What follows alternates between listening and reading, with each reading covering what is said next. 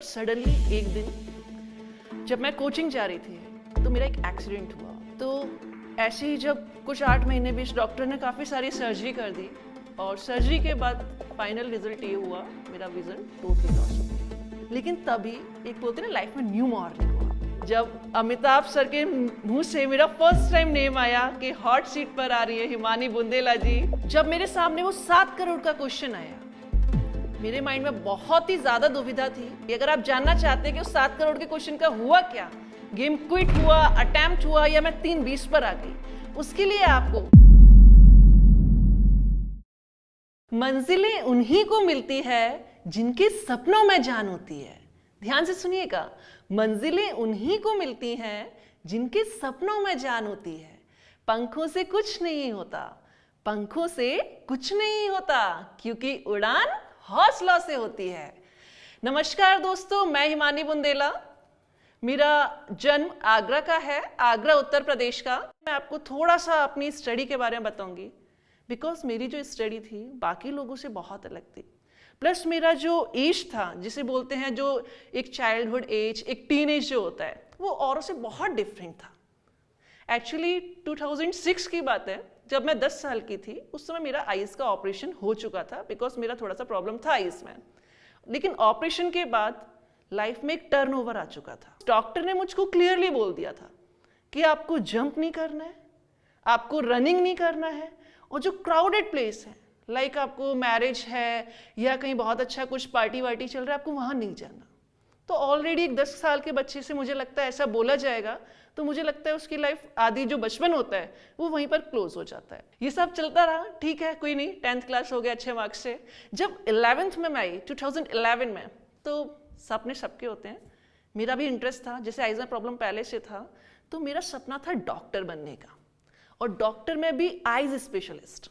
जैसे मुझे आइज से रिलेटेड जो प्रॉब्लम थी मुझे उसमें काफ़ी क्यूरियोसिटी रहता था कि ऐसा क्यों होता है। इतना सब कुछ अच्छा चल रहा था, बहुत स्मूथली चल रहा था लाइफ में। बट सडनली एक दिन जब मैं कोचिंग जा रही थी तो मेरा एक एक्सीडेंट हुआ। एक्चुअली फिजिकली चोट तो आई थी बट उसके साथ साथ मेरी आईज पे भी बहुत खतरनाक इफेक्ट हुआ। जब डॉक्टर को चेक कराया तो पता चला कि मेरा जो आई का रेटिना है वो डिटैच्ड हो चुका है। तो ऐसे ही जब कुछ 8 महीने बीच डॉक्टर ने काफ़ी सारी सर्जरी कर दी और सर्जरी के बाद फाइनल रिजल्ट ये हुआ मेरा विजन टोटली लॉस हो गया। और जब विजन लॉस हुआ 2012 की बात है, मेरा एज सिर्फ 16 ईयर का था। मतलब सब कुछ बिल्कुल सामने था, 12th क्लास थी, करियर सामने था डॉक्टर बनने का। लग रहा था कि बिल्कुल ब्लैंक हो चुका है लाइफ में, सब कुछ खत्म लाइफ का। एक्सीडेंट के बाद मतलब 6 महीने तो मेरी लाइफ के ऐसे निकले थे मैं बता नहीं सकती। मतलब फेस पर स्माइल नाम का कोई चीज़ नहीं था। फैमिली में भी सबके फेस पर ऐसे ही रहता था। उस टाइम पर मेरा 12th भी था, तो फैमिली में मम्मी पापा ने और मैंने भी यही सोच लिया था कि शायद इस बार मेरा 12th नहीं हो पाएगा। लेकिन तभी प्रिंसिपल मैम का इतना बड़ा सपोर्ट रहा। मैम ने पापा को कॉल करके बोला कि आप एक काम कीजिए, ड्रॉप मत करवाइए, क्योंकि हमें हिमानी पर भरोसा है, उसकी परफॉर्मेंस पे भरोसा है, वो कर ले जाएगी, आप फॉर्म फिल करवाइए एग्जामिनेशन का। लेकिन असली चैलेंज तो 12th के बाद शुरू हुआ। जब हमने कॉलेज में एडमिशन के लिए ट्राई किया, ग्रेजुएशन के लिए, तो मुझे किसी भी कॉलेज में एडमिशन नहीं मिला, सिर्फ इस बिहाफ पर कि you are a visually challenge. लेकिन तभी एक बोलते ना लाइफ में न्यू मॉर्निंग हुआ। हम लोग को एक ऐसी यूनिवर्सिटी के बारे में पता चला जो एशिया की फर्स्ट रिहैबिलिटेशन यूनिवर्सिटी है। इट मीन्स एक ऐसी यूनिवर्सिटी जहां पर एक ही क्लासरूम में सब टाइप के डिफरेंटली एबल्ड बच्चे प्लस जनरल स्टूडेंट्स एक साथ पढ़ते हैं। वहां जब इतने सारे डिफरेंटली एबल्ड स्टूडेंट्स को देखा तो क्लियर हुआ कि अगर लाइफ में आप कुछ करना है ना तो दिव्यांग कम्युनिटी के लिए करना है, बिकॉज इनके लिए करने के लिए वाकई में बहुत ज़्यादा ज़रूरत है। अभी बहुत सारी चीज़ें ऐसी हैं जो अभी हमें करनी है इनके लिए। तो वहाँ जाके माइंड सेट हुआ। किसी ने सही कहा है, अगर किसी चीज़ को आप दिल से चाहो तो पूरी कायनात आपको मिलाने में लग जाती है। बट स्टोरी यहाँ ख़त्म नहीं होती है, असली स्टोरी तो अब शुरू होगी। लाइफ का एक ऐसा पार्ट जो मेरे लिए बहुत ही ज़्यादा इंपॉर्टेंट और बोला जाए तो मेरे बचपन का ड्रीम वो फुलफिल हुआ। वो है मेरी केबीसी की जर्नी। यस, कौन बनेगा करोड़पति सीजन 13 की जर्नी। आइए मैं बताती हूँ कि कैसे ये जर्नी स्टार्ट हुई। बेसिकली जब मैं 5-6 साल की थी मुझे तभी से टीवी में जाने का बहुत शौक था, रियलिटी शो में। तो जब मैंने केबीसी देखा फर्स्ट टाइम तो माइंड में क्लिक हुआ कि यस, यही वो एपिसोड है जिसमें मैं जा सकती हूँ और अपना ड्रीम फुलफिल कर सकती हूँ। मुझे इतना ज़्यादा शौक था कि मैं अपने फ्रेंड्सों को बुलाकर और बोलती थी कि चलो केबीसी खेलते हैं, और उसमें खुद अमिताभ सर बन जाती थी और उनसे क्वेश्चन पूछा करती थी जीके के बहुत सारे। जब क्वेश्चन पूछना है तो ऑब्वियसली बात है हम पढ़ेंगे भी, तो मेरा वहाँ से जीके की कमांड स्टार्ट हो गई। जब मैं केबीसी की बात करती थी तो सब लोग एक ही बात बोलते थे कि यार केबीसी में जाना कोई ऐसी थोड़ी ना है, वहाँ तो बहुत ब्रिलियंट लोग पहुँचते हैं, जो आईएएस की तैयारी करते हैं वहाँ वो पहुँचते हैं, ऊपर से तुमको वहाँ इक्वल अपॉर्चुनिटी कैसे मिलेगी, वहाँ तो बहुत एकदम फास्ट पर्सन का काम होता है, क्योंकि फास्टेस्ट फिंगर फर्स्ट में मैं तुरंत देख के आंसर क्लिक करना होता है।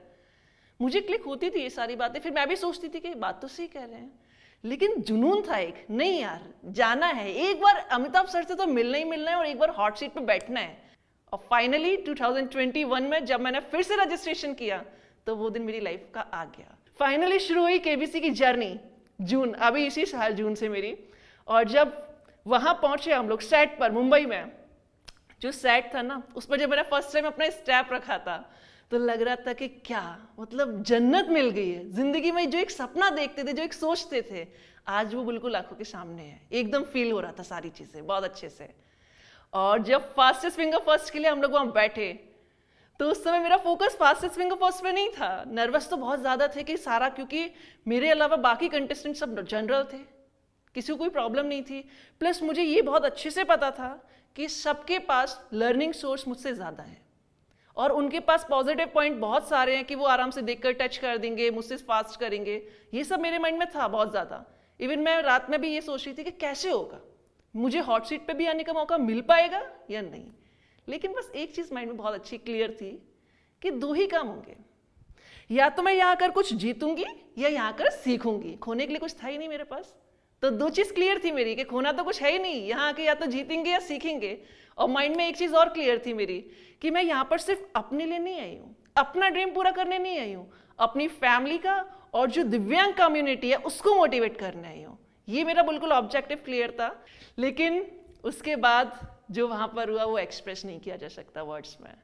जब अमिताभ सर के मुंह से मेरा फर्स्ट टाइम नेम आया कि हॉट सीट पर आ रही है हिमानी बुंदेला जी, बता नहीं सकती वो फीलिंग क्या थी, उसको एक्सप्रेस शायद नहीं कर सकते।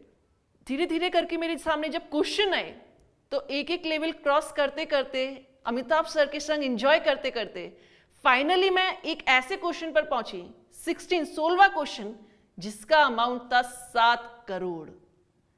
मेरे लिए बहुत ही ज्यादा था वो अमाउंट। जब मेरे सामने वो 7 करोड़ का क्वेश्चन आया, मेरे माइंड में बहुत ही ज्यादा दुविधा थी, क्योंकि अगर मैं अटेम्प्ट करती और क्वेश्चन गलत होता तो मैं डायरेक्ट 320 पर आ जाती। अगर आप जानना चाहते हैं कि उस 7 करोड़ के क्वेश्चन का हुआ क्या, गेम क्विट हुआ, अटेम्प्ट हुआ या मैं 320 पर आ गई, उसके लिए आपको सोनी टीवी पर मंडे के दिन 30 अगस्त जन्माष्टमी वाले दिन रात 9 बजे देखना होगा मेरा शो कौन बनेगा करोड़पति।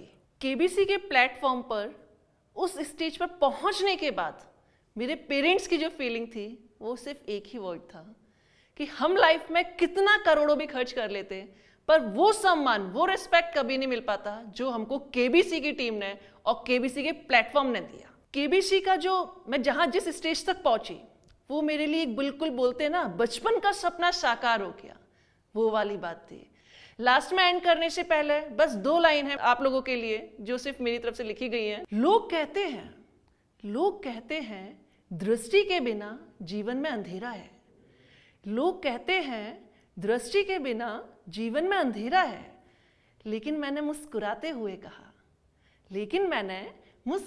हुए कहा यदि दृष्टिकोण में नई सोच हो, ध्यान से सुनिएगा, यदि दृष्टिकोण में नई सोच हो तो फिर दोबारा सवेरा। Thank you. इस वीडियो के बारे में अपनी राय नीचे कमेंट सेक्शन में हमें बताएं और अपने दोस्तों के साथ ये वीडियो शेयर करना ना भूलें।